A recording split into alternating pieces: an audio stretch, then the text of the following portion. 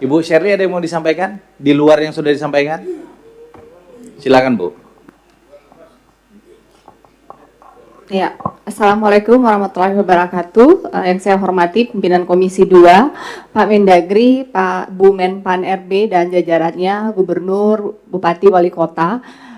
Karena seperti yang tadi sudah dikatakan oleh Ketua Komisi 2 bahwa tujuan hari ini adalah kita mendengar keputusan dari Pak Mendagri dan Pak Bu Menpan RB terkait relaksasi. Untuk itu kami memberikan apresiasi. Tetapi tadi juga sudah mendengar semua keluhan dari kepala daerah bahwa itu tidak menyelesaikan masalah kami di daerah karena kami sekarang tidak punya cash flow untuk membayar gaji P3K sampai dengan akhir tahun. Sehingga apakah masalah kami daerah selesai? Belum. Dan kemudian pertanyaan berikutnya adalah mungkin kita butuh ada RDP berikutnya tentang bagaimana fiskal 2027. Apakah ada pemotongan anggaran lagi dari yang sudah dipotong 2026? Tadi juga dari Ketua Komisi mengatakan bahwa APBN pun sulit saat ini. Kami juga memahami itu. Bahwa kami harus melakukan inovasi, kami juga memahami itu.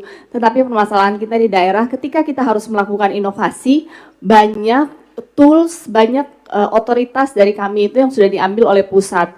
Sehingga kami pun tidak memiliki ruang untuk bisa berinovasi.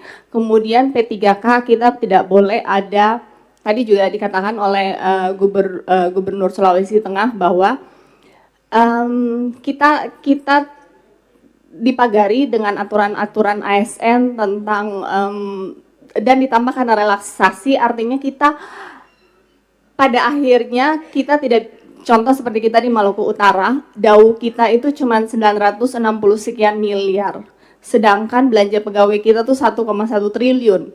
Artinya belanja pegawai kita tuh sudah melebihi DAU.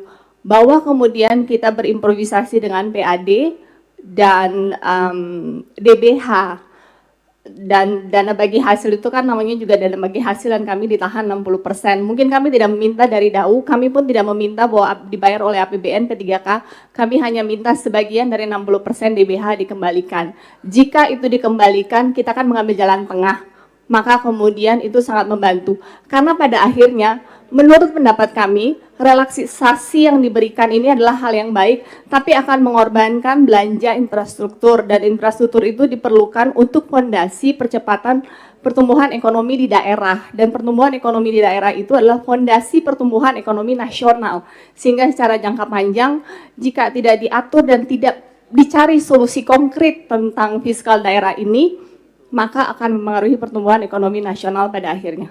Terima kasih. Terima kasih Bu Shirley.